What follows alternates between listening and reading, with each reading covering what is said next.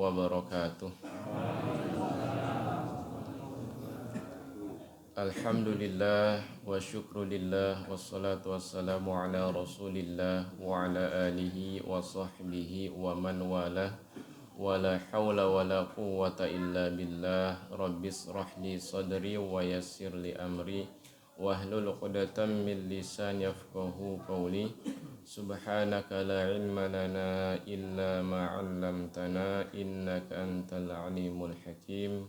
Allahumma aftah alaina futuhal arifin warzuqna fahman nabiyyin wa hifdzul mursalin wa ilhamal malaikatil muqarrabin birahmatika ya Allah ya arhamar rahimin. Amma ba'du. Para alim ulama, asatidzah, tokoh masyarakat dan jamaah Mushola Al-Ikhlas rahimakumullah ajma'in, semoga Allah senantiasa merahmati kita semua. Alhamdulillah, senantiasa kita sampaikan kepada Allah Subhanahu wa taala yang terus atau senantiasa memberikan nikmat dan anugerahnya kepada kita semua, terutama nikmat iman dan Islam, nikmat teragung terbesar yang tidak akan pernah kita mampu menukarnya dengan apapun yang ada di dunia ini. Maka semoga Allah senantiasa menjaga iman Islam kita, meneguhkan kita dalam keistiqomahan dan mewafatkan kita semua dalam keadaan husnul khatimah. Ya Allah ya rabbal alamin. Hadirin rahimakumullah, mohon izin para guru untuk menyampaikan judulnya model kepribadian Islami. Kita coba mengkajinya dari perspektif pendidikan berbasis sofistik. Semoga ini bisa memberikan insight bagi kita untuk bagaimana kemudian kita bisa membentuk atau mentransformasi diri kita, anak kita, murid-murid kita, dan siapapun untuk bisa menampilkan model kepribadian Islami. Karena dalam Islam itu idealnya antara faktor dalam dan faktor luar itu selaras. Jadi apa yang kita ucapkan dan kita lakukan atau perkataan dan perbuatan kita sesungguhnya itu merefleksikan atau manifestasi dari apa yang ada di dalam qalbi kita. Nanti akan kita bahas bagaimana tinjauan para ulama, dalam hal ini ulama tasawuf, untuk menjelaskan bagaimana seharusnya antara pikiran, perasaan, perkataan, dan perbuatan kita harusnya selaras. Jadi tidak ada sebetulnya istilah split kepribadian dalam konteks kepribadian Islami. Kita mulakan dengan membaca basmalah. Bismillahirrahmanirrahim. Kita mulai dengan fitrah penciptaan manusia. Di surat Ar-Rum ayat 30 dan As-Sajdah ayat 9, juga ada ayat-ayat lain sebetulnya. Ini kita mengambil dua ayat sebagai gambaran bagi kita bagaimana Allah menjelaskan atau menggambarkan fitrah penciptaan manusia. Pertama di surat Ar-Rum ayat 30, A'udzubillahi minasyaitonirrajim, fa'aqim wajhaka lid-dini hanifa fitratallahi allati fataran nasa 'alaiha la tabdila li khalqillah dzalikad dinul qayyim walakinna aktsaran nasi la ya'lamun. Maka hadapkanlah wajah kalian kepada agama yang lurus, demikianlah fitrah Allah menciptakan manusia. Tidak akan ada perubahan dari ciptaan Allah itu, itulah agama yang lurus, akan tetapi kebanyakan manusia tidak mengetahuinya. Barangkali yang perlu kita garis bawahi adalah la tabdila li khalqillah. Artinya sejak zaman Nabi Adam alaihissalam hingga hari ini default penciptaan manusia itu tidak berubah. Jadi kalau ada istilah hari ini sering mungkin kita dengar, anak zaman sekarang beda dengan anak zaman dulu, atau anak-anak sekarang beda dengan kita dulu sebagai anak-anak gitu kan. Kadang kita muncul istilah itu untuk menggambarkan bahwa hari ini anak-anak kita atau generasi muda hari ini generasi yang rapuh, generasi apa istilahnya itu, strawberry gitu ya, gitu katanya. Padahal sebetulnya kan default penciptaannya sama, kita, orang tua kita dengan anak-anak kita, dan nanti mungkin cucu-cucu kita, itu defaultnya sama. Gak mungkin Allah ciptakan generasi dulu defaultnya begini, generasi sekarang defaultnya berubah, lebih rentan, lebih rapuh. Gak mungkin begitu. Jadi defaultnya sama. Kalau kemudian hari ini mungkin sebagian generasi atau anak-anak kita, murid-murid kita menampilkan profil strawberry gitu ya, istilahnya begitu, generasi yang rapuh, ya berarti sebetulnya bukan konteks defaultnya yang berbeda gitu ya, tetapi ada proses yang kemudian tidak sesuai dalam proses pendidikannya, proses tarbiyahnya, sehingga potensi dasarnya itu tidak berkembang, tidak muncul atau tidak berkembang mekanisme dalam dirinya untuk bagaimana dia bisa menghadapi berbagai tantangan dalam kehidupan, termasuk menghadapi musuh abadinya, ya, setan. Ini poinnya, karena defaultnya sama. Kemudian di as-sajdah, summa sawwahu wa nafakha fihi mir ruhi wa ja'ala lakumus sam'a wal absara wal afidah qalilan ma tashkurun.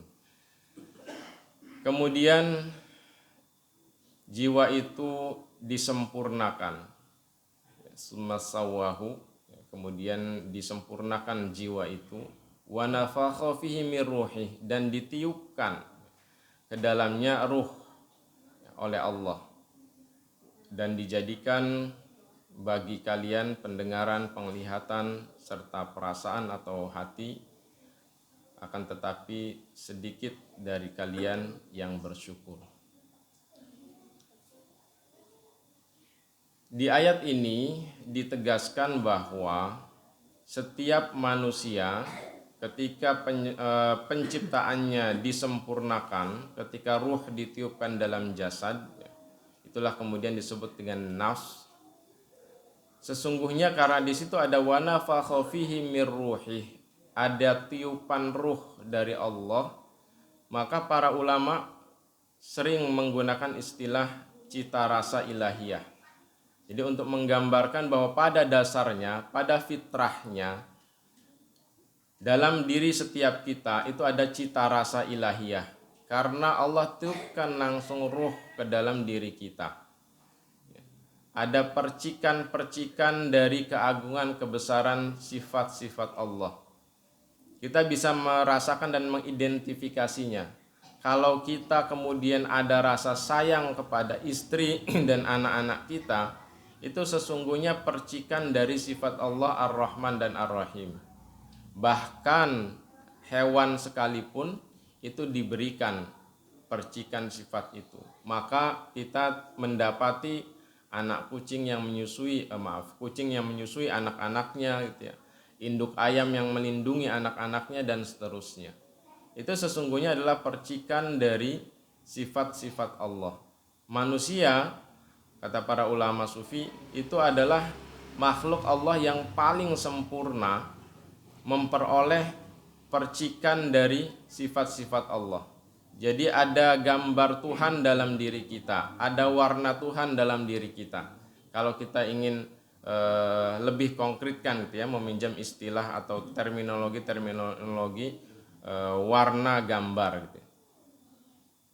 Atau istilah para sufi cita rasa ilahiyah ada dalam diri kita. Nah, inilah fitrah dasarnya. Persoalannya kan kemudian cita rasa itu mulai memudar, gambar itu mulai pudar, warnanya juga mulai pudar. Nah, maka sesungguhnya proses pendidikan itu, kalau dalam terminologi pembahasan tasawuf itu sesungguhnya mengembalikan cita rasa ilahiyah itu atau mempertahankan. Idealnya kalau sedari awal bisa dipertahankan, maka dia akan terus berkembang, bertransformasi menjadi insan kamil. Nanti kita akan bahas. Jadi potensi dasar, fitrah dasar manusia ini harusnya kemudian bisa dikuatkan, bisa dikokohkan melalui proses pendidikan, baik oleh orang tua maupun oleh guru-guru. Sehingga anak-anak kita, murid-murid kita, atau siapapun yang ada dalam pendidikan kita, atau bahkan diri kita seharusnya bisa menampilkan profil manusia atau kepribadian Islam yang sejati. Karena kita sebagai muslim. Baik, kita lanjutkan. Di surat Asy-Syams ayat 7-10 Allah menegaskan wa nafsi wa masawwaha fa'alhamaha fujuraha wa taqwaha.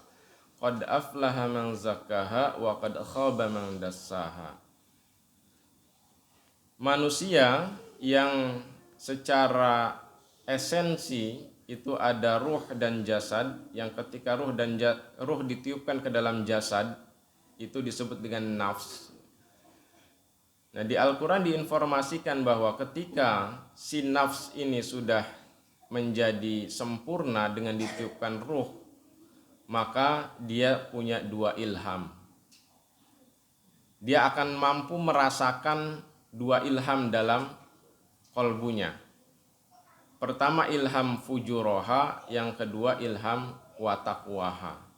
Nah, inilah yang kemudian menjadi area perjuangan bagi setiap kita, dan kita mesti memahami bahwa pada dasarnya kita akan menghadapi situasi seperti ini. Situasi konflik diri gitu ya. Konflik diri yang akan membedakan apakah kemudian kita tetap berada pada fitrahnya atau mulai bergeser. Nah, inilah yang kemudian menggambarkan kualitas manusia. Setelah Allah tiupkan ruh ke dalam jasad, dia disebut nafs. Nafs itu dapat dua ilham.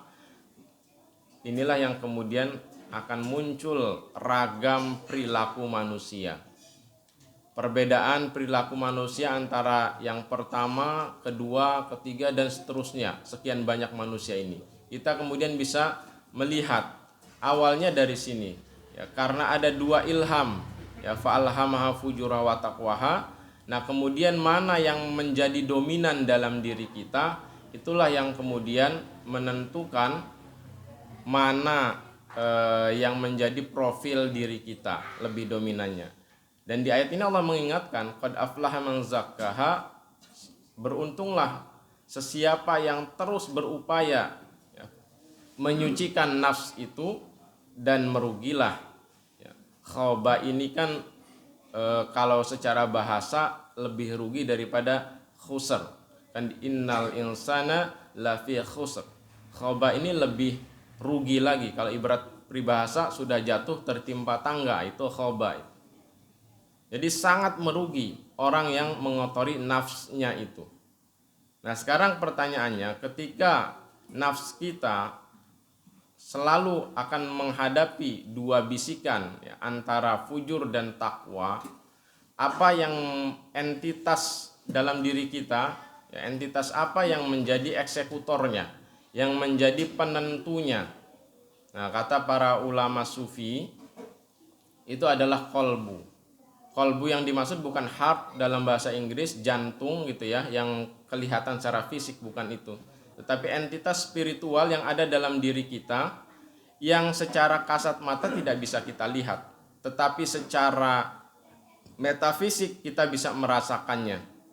Ketika ada dorongan yang begitu kuat dalam diri kita untuk istiqomah dalam ketaatan, seperti hari ini atau pagi ini kita hadir ke masjid, itu berarti qalbu kita sehat. Jadi bisa diidentifikasinya melalui perilaku. Kita bisa merasakannya ketika begitu kuat semangat beribadah, begitu kuat semangat berbuat kebaikan, dan terasa berat untuk melanggar larangan-larangan Allah. Misalnya ketika kita mau menipu orang, itu ada rasa tidak nyaman, berontak dalam diri kita, itulah qalbu. Jadi qalbu kita menolak melakukan hal-hal yang tidak disukai Allah.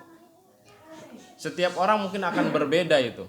Ya, ketika kita mendapati orang yang ringan saja melakukan keburukan, atau bahkan kemudian menampakkan keburukan itu, Al-mujahirin, sudah berbuat keburukan tapi bangga diceritakan gitu. Nah, ini kan luar biasa. Padahal Nabi mengingatkan orang yang berbuat dosa itu berpeluang besar diampuni, kecuali al-mujahirin, orang yang sudah berbuat dosa lalu menampakkan dengan bangganya dosanya itu, ya, diceritakan untuk menunjukkan saya hebat gitu. Nah, ini menunjukkan bahwa kolbunya sangat bermasalah, sakit gitu. Nah, ini kata Imam Al-Ghazali di Ihya itu, kolbulah yang akan menjadi eksekutor, mana yang dimenangkan antara ilhamnya fujur dengan ilhamnya takwa. Nah, maka dalam perspektif tasawuf, kolbulah yang kemudian diintervensi agar dia memiliki kekuatan, kemampuan atau struktur kolbu yang baik untuk bisa menentukan mana yang dia menangkan antara fujur dengan takwa. Jadi orang yang struktur kolbunya baik, bagus, itu dia akan mampu memutuskan mana yang baik untuk dirinya, mana benar, mana salah, mana baik, mana buruk, mana halal, mana haram, mana ridho dan murka Allah, seterusnya.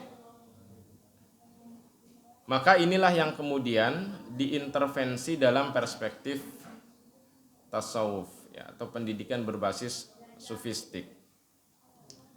Ada 3 tahapan besar yang kemudian dilakukan dalam konteks intervensi struktur kolbu ini. Yang pertama takhalli, kedua tahalli, ketiga tajalli, atau istilah Imam Al-Ghazali al-mubtadi, al-mutawasit, al-muntahi. Kalau dari perspektif pelakunya, kalau dari perspektif prosesnya, biasanya istilah yang digunakan adalah takhalli, tahalli, dan tajalli. Apa yang dituju? Yang dituju adalah menyingkap hijab atau membersihkan, menghilangkan semua kotoran yang mungkin menempel, bukan mungkin lagi, sangat besar potensinya menempel dalam kolbu kita, itu yang menjadi hijab antara kita dengan Allah untuk bisa memperoleh pancaran cahaya dari Allah, apakah itu hidayah, hikmah, ilmu, ma'rifah, dan seterusnya, sehingga setelah hijabnya tersingkap bisa memperoleh cahaya dari Allah. Nah, ini yang dituju dari proses takhalli, tahalli, dan tajalli ini. Nah, bagaimana sebelum ke how-to-nya, ini sedikit memberikan gambaran juga kenapa kemudian para sufi memokuskan perhatiannya kepada kolbu. Menurut para sufi, kolbu itu pusat kecerdasan dan kepribadian. Jadi yang akan banyak menentukan warna diri kita, profil diri kita, itu bukan otak kita, bukan pikiran kita. Berapa banyak orang yang ngerti korupsi itu buruk, korupsi itu haram, tapi dilakukan juga.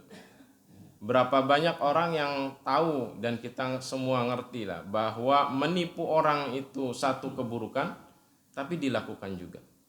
Berarti kan bukan problem knowledge-nya, tapi problem apa yang kemudian terbersit dalam kolbunya gitu ya. Mana yang kemudian dominan dalam kolbunya, apakah bisikan keburukan atau bisikan kebaikan. Nah, maka para ulama sufi itu memfokuskan proses tarbiyah itu dalam kolbu, karena kolbu itu yang akan menampilkan warna diri kita. Di surat Al-Hajj misalnya ayat 46, ada ayat-ayat lain, saya tidak kutip semua. Di buku saya Terapi Mencerdaskan Hati itu dibahas dalam satu bab tersendiri. Afalam tusiru fil ardi fatakuna lahum qulubu ya'qiluna biha au adhanu yasma'una biha fa innaha la ta'mal absar walakin ta'mal qulubul lati fis sudur. Mengapa mereka tidak berjalan di muka bumi agar mereka hatinya itu bisa berakal, ya kilun kan, bisa berpikir, bisa merasa, untuk melihat tanda-tanda kebesaran Allah gitu ya, mengambil pelajaran dan seterusnya. Au adzan yasma'una biha, atau dengan telinganya itu dia bisa mendengar kebaikan dan seterusnya. Nah, di sini ditegaskan kenapa ada orang yang bisa qalbnya yaqilun, ada juga orang yang qalbnya la yaqilun. Di ujung ayatnya fa innaha la ta'mal absar, sesungguhnya bukan penglihatannya yang buta ya, karena mata kita kan bisa melihat, akan tetapi yang buta itu adalah qalb yang ada di dalam dada. Jadi kalau qalb kita tadi yang sebetulnya kita bisa merasakan keberadaannya dengan adanya dorongan-dorongan yang kuat dalam kebaikan, kemudian rasa enggan, rasa tidak enak, tidak nyaman ketika melakukan keburukan, yaitu qalb kita. Jadi kalau qalb kita sensitif dalam kebaikan, dia akan bersegera, dalam keburukan dia akan gelisah. Maka ketika Wabisah datang kepada Nabi minta nasihat, kata Nabi istafti qalbak, mintalah fatwa kepada qalbmu sendiri. Itu menunjukkan qalb itu bisa memberikan pandangan, memberikan perspektif mana yang seharusnya ditempuh, mana yang harusnya diambil, diputuskan dan seterusnya. Nah, tentu akan berbeda perbuatan, keputusan, tindakannya, preferensinya bergantung kondisi qalbnya itu. Di hadis Nabi, ini hadis yang populer, Imam Al-Bukhari dan Imam Muslim meriwayatkan, ini akan hadisnya panjang ya, di awalnya itu tentang al-halalu bayyinun wal haramu bayyinun dan seterusnya. Di ujungnya ala wa inna fil jasadi mudghah idza salahat salahal jasadu kulluh wa idza fasadat fasadal jasadu kulluh ala wahyal qalbu. Jadi ada entitas dalam diri kita yang dia akan menentukan warna diri kita, apakah baik atau buruk. Itulah qalbu. Ada entitas spiritual dalam diri kita yang akan menentukan profiling diri kita. Maka qalbu ini menjadi sangat penting untuk bisa kita perhatikan, bisa kita didik, atau dalam istilah tasawuf sering digunakan istilah mujahadah dan riyadhah. Maka di tahapan pertama ketika kita ingin mengintervensi qalbu kita, yang perlu menjadi konsep kehidupan kita, mekanisme dalam diri kita, setiap kali berbuat kesalahan segera lakukan perbaikan. Itu mekanisme dasar yang harusnya muncul dalam diri kita. Jadi anak-anak kita, murid-murid kita itu perlu kita sadarkan, perlu kita internalisasikan, manusia boleh salah nak. Tapi ingat, setiap kali kamu berbuat kesalahan segera iringi dengan kebaikan. Wa atbi'is sayyi'ata hasana, kan gitu kata Nabi, tamhuha. Ini mekanisme dalam diri kita. Nah, kadang-kadang di bab ini orang kan berbeda-beda. Ada yang orang cepat gitu ya, sensitif, saya sudah berbuat salah nih. Atau dalam yang mungkin sering realitas kita hadapi atau sering kita rasakan sendiri adalah persoalan misalnya sholat. Ada orang yang sudah waktu sholat, kemudian karena satu dan lain hal dia agak menunda-nunda, dan kemudian sholatnya udah agak akhir waktu, itu ada perasaan gak enak dalam dirinya. Saya sholatnya telat nih, gara-gara ini. Nanti ini jadi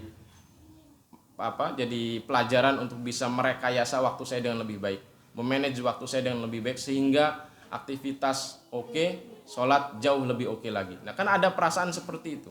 Tapi ada orang yang biasa aja, sholat asar jam 5:30 biasa, nggak muncul perasaan apapun di hatinya itu. Atau bahkan mungkin meninggalkan sholat juga tetap biasa aja, nggak ada rasa gejolak, merasa bersalah apapun dalam kalbunya. Nah itu berarti tidak pernah dilatih ya, sedari awal untuk memiliki sistem dalam dirinya, ya, mekanisme dalam dirinya ketika berbuat salah, terlanjur berbuat salah, segera perbaiki. Nah ini yang perlu ditanamkan, diinternalisasikan dalam diri anak-anak kita, murid-murid kita, termasuk pada diri kita sendiri sebelum ke anak-anak dan murid-murid kita. Al-insan itu bisa nisyan, bisa lupa, bisa salah, tapi ingat al-insan itu juga uns. Dia selalu ingin dekat dengan Tuhannya. Jadi orang yang salah ini begitu salah ingin segera kembali dekat dengan Tuhannya. Untuk bisa dekat dengan Tuhannya ya minta ampun. Dan Nabi Adam begitu berbuat kesalahan dia terlempar sedemikian jauh. Apa indikatornya? Sebelum Nabi Adam berbuat salah, Allah bilang wala taqroba hadhihi syajarah. Pakai hadhihi kan? Itu berarti menunjukkan antara Allah yang berfirman kepada objek yang diajak berkata atau Nabi Adam itu dekat. Tapi ketika Nabi Adam sudah berbuat salah, alam anhakuma antil kumasyajarah, pakai tilka. Ketika Nabi Adam sudah berbuat salah, bukankah aku sudah sampaikan kepada kalian untuk tidak makan pohon itu, untuk tidak dekat-dekat pohon itu. Sudah beda isim isyarah yang digunakan. Saat belum berbuat dosa, ini gambarannya mungkin gini ya, kamu jangan dekati pohon ini ya. Nah, itu kan berarti dekat. Tapi begitu sudah melanggar, kata Allah, bukankah aku sudah katakan agar kamu tidak mendekati pohon itu. Nah, sudah pakai itu, pakai tilka. Berarti antara posisi Allah dengan Adam itu udah jauh derajatnya itu. Adam terlempar. Maka Rabbana dzalamna anfusana itu sekian masa lamanya untuk bisa Adam kembali lagi mendekat kepada Allah. Nah, orang yang berbuat dosa itu sesungguhnya dia terlempar derajatnya dari sisi Allah. Nah, maka segera ya, unsnya itu harus muncul. Insan boleh nisyan, tapi segera unsnya itu muncul. Nah, itu mesti self sistemnya harus begitu, sistem dalam dirinya harus begitu. Nah, ini yang perlu kemudian diinternalisasikan pada diri anak kita. Terlebih-lebih kalau berbuat dosa besar ya harus tobat nasuha. Yang kedua, perlu juga dikembangkan mekanisme dalam diri kita untuk selalu mukhalafatun anin nafs. Selalu menyelisihi jiwa kita, hawa nafsu kita maksudnya. Jadi kita harus sadar tadi ada ilham fujur, maka setiap kali muncul dorongan keburukan, pilihannya hanya satu, selisihi, tidak diikuti. Nah, di bab ini orang juga akan berbeda-beda kemampuannya. Ada orang yang mudah, begitu datang bisikan, mudah goyah diikuti. Ada orang yang kokoh. Itulah kenapa dalam Al-Quran, bisikan setan itu digambarkan dengan 4 istilah. Ada naz, ada hamaz, ada mas, ada waswasah. Ada 4 istilah yang digunakan oleh Allah dalam Al-Quran untuk menggambarkan bisikan setan. Orang yang mudah, setan tuh nggak perlu pakai strategi yang repot-repot, cukup pakai naz saja, nazgun. Nazgun itu setan bisiknya dari jauh, tapi kita sudah goyang diikuti bisikan setan itu nazgun. Tapi kalau hamaz itu setan harus ngedekat dulu supaya kedengeran jelas gitu, hamaz. Maka di Al-Quran itu Rabbi a'udzubika min hamazatis syayatin wa a'udzubika Rabbi ayahdurun. Aku berlindung pada Allah dari hamaznya setan dan dari kehadirannya. Karena kalau sudah hamaz, setan itu sudah dekat dalam diri kita. Hamazat jamaknya. Tapi ada orang yang lebih parah lagi gitu ya. Dengan mas. Mas itu orang yang sudah mengikuti cara berpikir setan. Di surat Al-Baqarah itu orang yang menyamakan jual beli dengan riba atau riba dengan jual beli itu seperti orang yang kena emasnya setan sehingga dia seperti orang gila, itu di Al-Baqarah itu kan. Jadi orang yang kena emasnya setan itu berarti dia sudah dikuasai betul oleh setan. Nah, maka mukhalafatun anin nafs ini harus menjadi juga mekanisme dalam diri kita. Karena setan itu mengendarai hawa nafsu. Jadi pola setan dalam menggoda kita adalah dia mengendarai hawa nafsu. Nah, maka nanti di surat Ibrahim ketika kita menggugat, bukan kita salah, astagfirullah. Ketika para pendurhaka itu menggugat setan karena mereka masuk neraka, kata mereka ini gara-gara setan, kata setan enggak.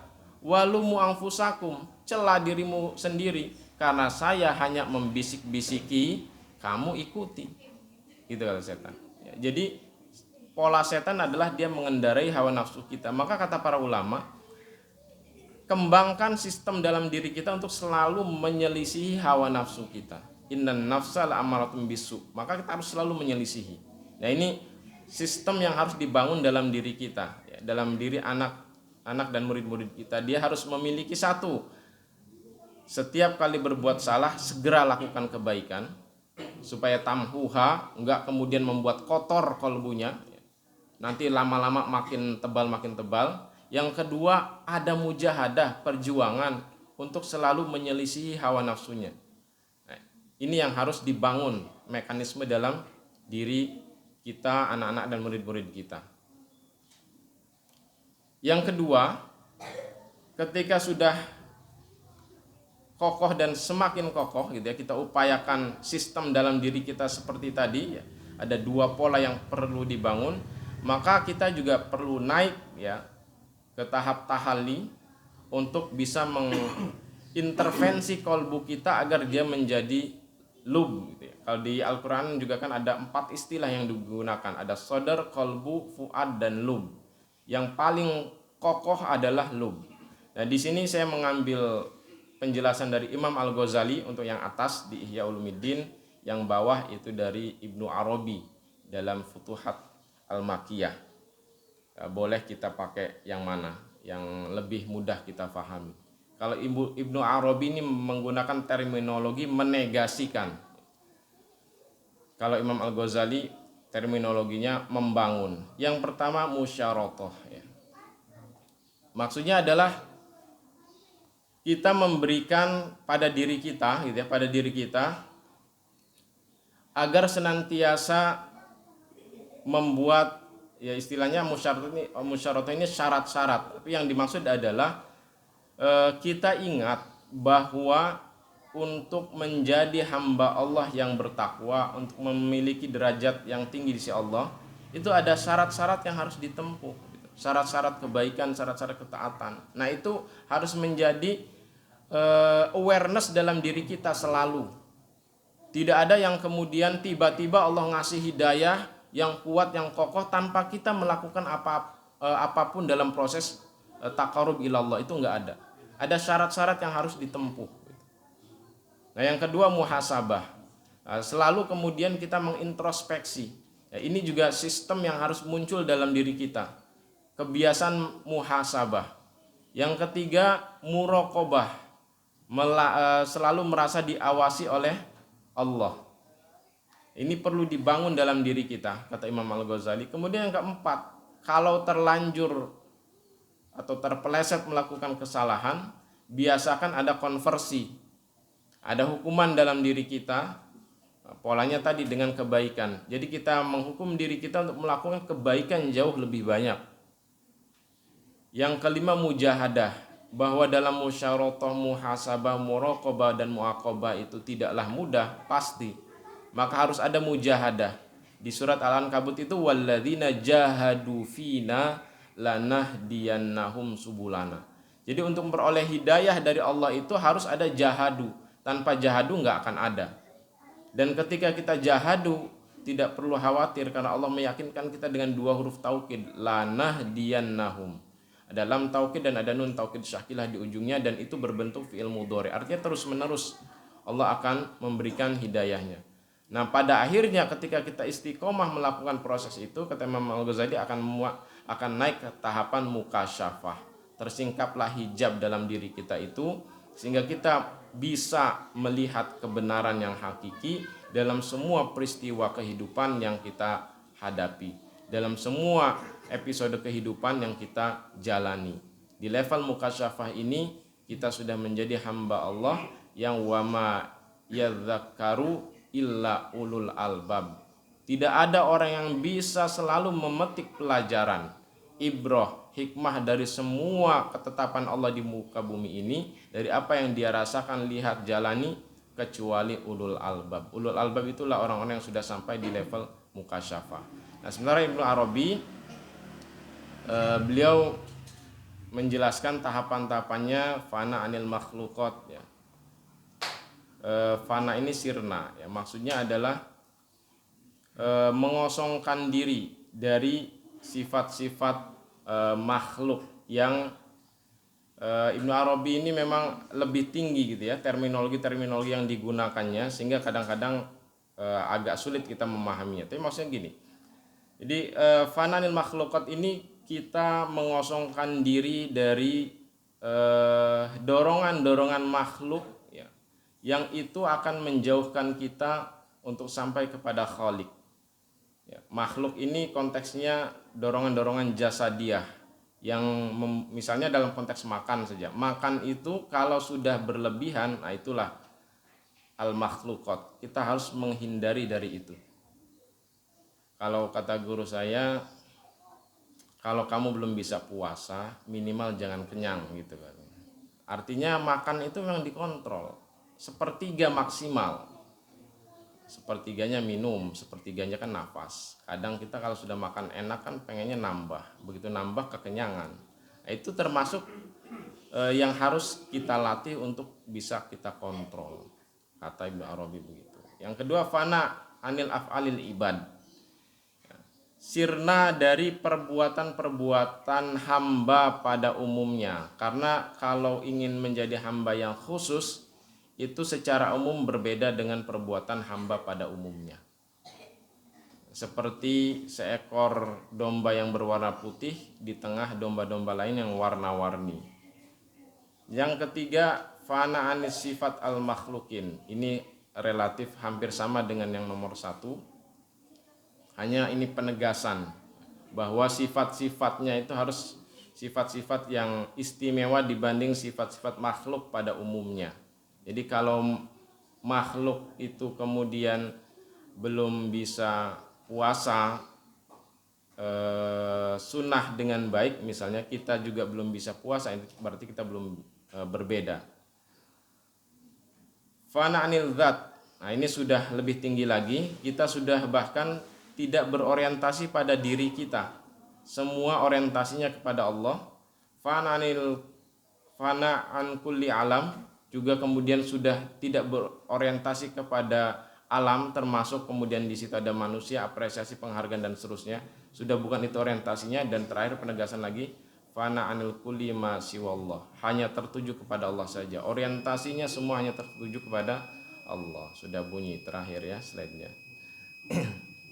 Enggak terakhir sih, ini masih ada 3 slide tapi kita singkat saja. Kalau sudah melalui tahapan tahalli, maka struktur kolbu sudah semakin kokoh, semakin kuat, semakin ajeg untuk istiqomah dalam kebaikan, maka dia berpotensi naik kepada tajalli. Tajalli itu cirinya 2, fana dan bako. Fana maksudnya musnahlah sifat-sifat keburukannya, musnah sifat-sifat kemanusiaan yang rendah, bako dan menetapnya sifat-sifat yang merefleksikan keagungan Tuhan. Nah, ini tahapan tajalli. Cirinya itu. Ketika sudah musnah orientasi keduniaan, orientasi pamer dan seterusnya lah. Pokoknya orientasi yang itu bukan esensi, itu sudah musnah semua. Dan bako, menetap, diiringi segera dengan menetap semua refleksi keagungan Allah dalam diri kita. Itulah kemudian masuk dalam tahapan insan kamil yang digambarkan dalam Al-Quran, sibghatallah wa man ahsanu minallahi sibghah. Jadi kita seperti dicelup dengan celupannya Allah, dengan cita rasa ilahiyah, sehingga cita rasa ilahiyah itulah yang nampak dalam diri kita. Dan tentu insan kamil yang paling sempurna adalah para nabi dan rasul. Dan paling tinggi lagi adalah Nabi Muhammad. Kalau dalam hadis qudsi, kuntu sam'ahu alladhi yasma'u biha wa basaru alladhi yubsiru biha, dan seterusnya. Aku, kata Allah, jadi pendengarannya yang dengannya dia mendengar, jadi penglihatannya yang dengannya dia melihat, jadi tangan yang dengannya dia bekerja, jadi kakinya yang dengannya dia melangkah, dan seterusnya. Artinya seluruh diri kita ini sudah tercahayai oleh cahaya hidayah, hikmah, ma'rifah dari Allah, sehingga terbimbing menuju kepada kebenaran dan menuju kepada Allah Subhanahu wa taala. Ini barangkali prosesnya kalau mau digambarkan, ketika kalbu kita fokus tertuju hanya kepada Allah, istilah dalam tasawuf itu tawajuh, ilahi anta maksudi, ya Tuhanku, hanya Engkau yang aku tuju dalam semua aktivitas kita, baik yang ibadah mahdoh, luar mahdoh, aktivitas sosial apapun, orientasinya hanya Allah. yang dituju hanya Allah, bukan makhluk, maka disitulah Allah akan memancarkan cahayanya. Karena Allahu nurus samawati wal ard. Allah memancarkan cahaya hidayah, cahaya hikmah, cahaya ma'rifah ke dalam diri kita, yang ini akan mempengaruhi keseluruhan diri kita. Nah, kurang lebih begini gambarannya. Itulah al-anwar al-qudsiyah yang para ulama menyebutnya dengan istilah itu. Kita memperoleh cahaya yang suci, al-anwar al-qudsiyah. Penampilannya atau gambaran lahir yang akan terlihat apa? Akhlakul karimah, anfa'un nas. Ini gambaran lahirnya yang akan terlihat ketika seseorang sudah dalam proses tadi ya, tahalli tajalli, sehingga dia memperoleh al-anwar al-qudsiyah dari Allah, pancaran cahaya Allah dalam kolbunya, itu mempengaruhi seluruh entitas dalam dirinya, dan yang akan tercermin secara lahiriahnya adalah akhlakul karimah, anfa'un nas. Dia orang yang berakhlak mulia dan bermanfaat bagi manusia. Saya kira ini yang bisa disampaikan. Mohon maaf atas kesalahan dan kehilafannya. Kita tutup dengan baca hamdalah dan doa kafaratul majlis. Alhamdulillahirabbil alamin. Subhanakallahumma bihamdika asyhadu an la ilaha illa anta astaghfiruka wa atubu ilaik. Wa'alafu minkum hadanallahu wa iyyakum ajma'in. Assalamualaikum warahmatullahi wabarakatuh.